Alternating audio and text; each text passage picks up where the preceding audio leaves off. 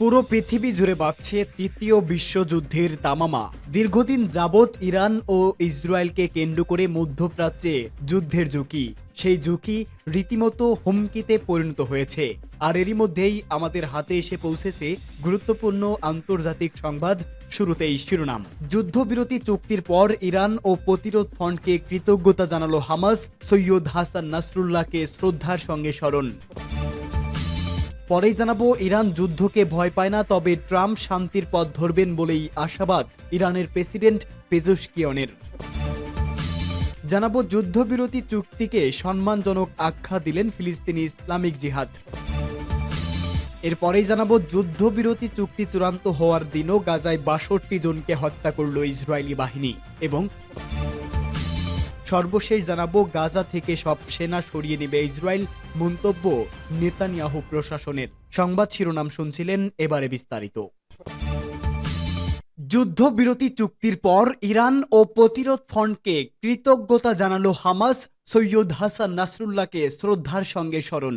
গাজা উপত্যকায় যুদ্ধবিরতি প্রতিষ্ঠার চুক্তি চূড়ান্ত হওয়ার পর ইসরায়েল বিরোধী যুদ্ধে সমর্থন দেওয়ার জন্য ইরান ও ইরান সমর্থিত প্রতিরোধ ফ্রন্টের প্রতি কৃতজ্ঞতা জানিয়েছে হামাস। এক বক্তব্যে হামাসের ডেপুটি প্রধান খলিল আল হাইয়া এই কৃতজ্ঞতা জানান।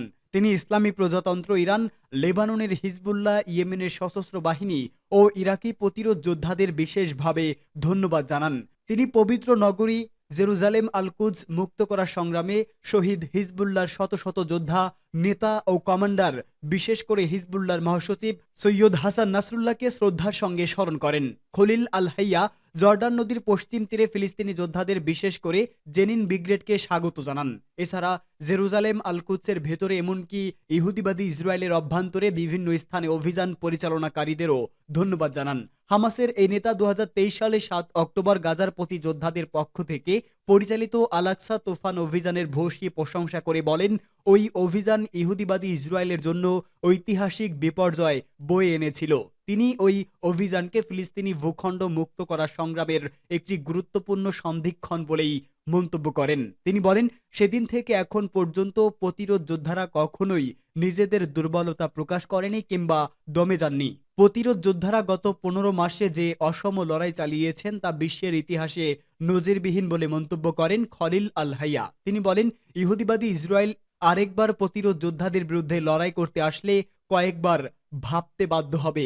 ইরান যুদ্ধকে ভয় পায় না, তবে ট্রাম্প শান্তির পথ ধরবেন বলে আশাবাদ প্রেসিডেন্ট পেজেশকিয়ানের। ইরানের প্রেসিডেন্ট মাসুদ পেজেশকিয়ান বলেছেন, তার দেশ যুদ্ধকে ভয় পায় না, তবে তিনি আশা করছেন নির্বাচিত মার্কিন প্রেসিডেন্ট ডোনাল্ড ট্রাম্প সংঘর্ষের পরিবর্তে শান্তির পথই বেছে নেবেন। মার্কিন নিউজ চ্যানেল এনবিসিকে দেওয়া এক সাক্ষাৎকারে তিনি একথা বলেন। পেজেশকিয়ান বলেন, আমি আশা করছি ট্রাম্প রক্তপাত বা যুদ্ধের পরিবর্তে পশ্চিম এশিয়া অঞ্চল সহ গোটা বিশ্বে শান্তি প্রতিষ্ঠা করার লক্ষ্যে কাজ করবেন। ২০১৭ সালের শুরু থেকে প্রথমবার ৪ বছর মেয়াদে প্রেসিডেন্ট দায়িত্ব পালনের সময় ডোনাল্ড ট্রাম্প ইরানের সঙ্গে পশ্চাতের স্বাক্ষরিত পরমাণু সমঝোতা থেকে যুক্তরাষ্ট্রকে বের করে নেন এবং তেহরানের উপর প্রকাশ্যে ঘোষণা দিয়ে সর্বোচ্চ চাপ প্রয়োগ করেন। বিগত ৪ বছরে কয়েক দফা আলোচনা হলেও পরবর্তী প্রেসিডেন্ট জো বাইডেন যুক্তরাষ্ট্রকে এই সমতায় ফিরিয়ে আনতে বাধ্য করেন।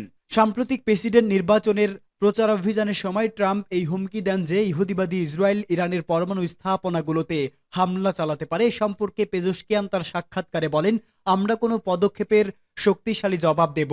আমরা যুদ্ধকে ভয় পাই না, তবে যুদ্ধ চাইও না। দ্বিতীয় মেয়াদে ট্রাম্পের ক্ষমতা গ্রহণের এক সপ্তাহেরও কম সময় আগে সাক্ষাৎকারে ইরানের প্রেসিডেন্ট আরও বলেন, পারমাণবিক অস্ত্র তৈরি করার কোনো পরিকল্পনা তার দেশের নেই। ট্রাম্প প্রশাসনের সঙ্গে ইরান নতুন করে সংলাপে বসবেন কিনা এনবিসি সাংবাদিকদের এমন প্রশ্নের জবাবে প্রেসিডেন্ট পেজেশকিয়ান বলেন, সংলাপ মূলত প্রধান উদ্দেশ্য নয়। প্রধান উদ্দেশ্যই হচ্ছে কে কতটুকু প্রতিশ্রুতি দেয় এবং সে প্রতিশ্রুতিতে কে কতটুকু অটল থাকে। মার্কিন যুক্তরাষ্ট্র ২০১৫ সালে নিজের দেওয়া প্রতিশ্রুতি থেকে সরে না গেলে ইরানের পরমাণু কর্মসূচি নিয়ে চলমান অবস্থা থাকত না বলেও তিনি মন্তব্য করেন।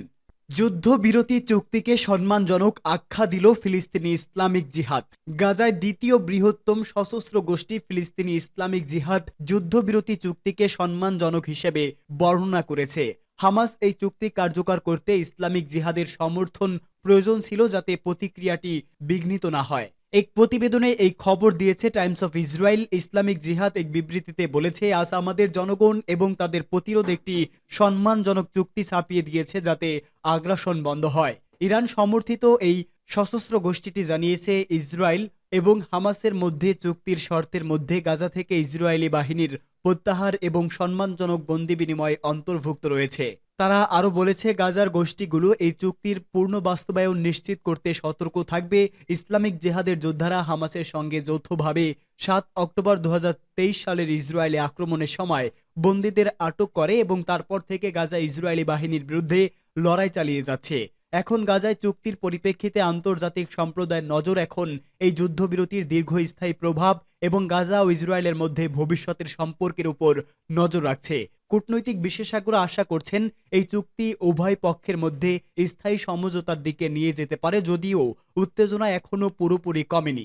এই চুক্তির সফল বাস্তবায়ন হলে এটি গাজা অঞ্চলে একটি শান্তির বার্তা পৌঁছে দিতে পারে, যা দীর্ঘদিন ধরে সংঘাতে বিধ্বস্ত।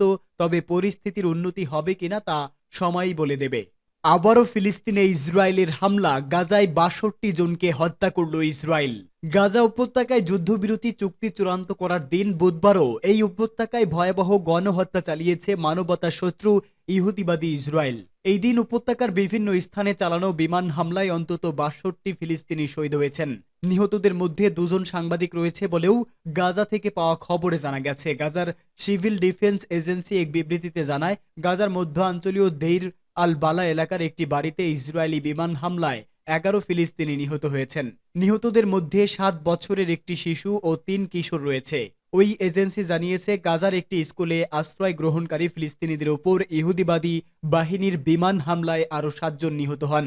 নুসেইরাত শরণার্থী শিবিরে ৩য় বিমান হামলা চালায় দখলদার সেনারা। সেই হামলায় অন্তত ৬ গাজাবাসী শহীদ হন। বুধবারের ৪র্থ হামলা চালানো হয় গাজা সিটির সতী শরণার্থী শিবিরে। ওই হামলায় অন্তত ৩ ফিলিস্তিনি নিহত হন।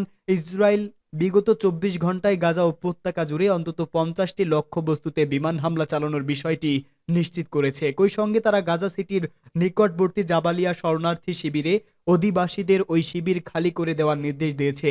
ওই নির্দেশ থেকে বোঝা যায়, যুদ্ধবিরতি চুক্তি কার্যকর হওয়ার আগে গাজা উপত্যকায় আরও গণহত্যা চালাতে চায় তেল আবিব।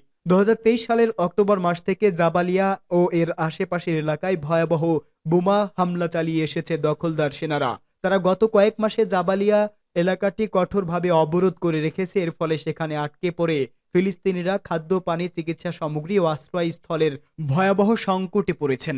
গাজা থেকে সব সেনা সরিয়ে নেবে ইসরায়েল। ফিলিস্তিনের অবরুদ্ধ গাজা উপত্যকা থেকে শীঘ্রই নিজেদের সব সেনা প্রত্যাহার করবে ইসরায়েল। এই সংক্রান্ত একটি পরিকল্পনা অনুমোদন দিয়েছে দেশটির মন্ত্রিসভা। সম্প্রতি গাজার স্বাধীনতাকামী গোষ্ঠী হামাসের সঙ্গে বন্দি বিনিময় আলোচনায় অগ্রগতি হওয়ার পর এই অনুমতি দেয় নেতানিয়াহু প্রশাসন। ইসরায়েলি দৈনিক হারেজ এক প্রতিবেদনে জানিয়েছে, আলোচনায় অগ্রগতির পর সেনাদের দ্রুত প্রত্যাহারের জন্য বেশ কয়েকটি পরিকল্পনা অনুমোদন করেছে ইসরায়েলি সামরিক বাহিনী। খবরে বলা হয়েছে, ইসরায়েলি মন্ত্রিসভায় অনুমোদিত প্রস্তাবগুলোর মধ্যে একটি হলো গাজাকে ঠিক মাঝখান দিয়ে ভাগ করে একটি করিডর তৈরি করা। ওই করিডর ব্যবহার করে গাজা থেকে সেনাদের প্রত্যাহার করা হবে। ইতোমধ্যেই এই ব্যাপারে একটি খসড়া পরিকল্পনাও তৈরি করা হয়েছে। যদিও গাজায় এরই মধ্যে ব্যাপক অবকাঠামো ও অবস্থান গড়ে তুলেছে ইসরায়েলি সেনাবাহিনী, তবুও নিজেদের সেনা সরিয়ে নিতে এবং সরকারের সঙ্গে হামাসের যে কোনো চুক্তি দ্রুত বাস্তবায়ন করবে বলে জানিয়েছে নেতানিয়াহু প্রশাসন।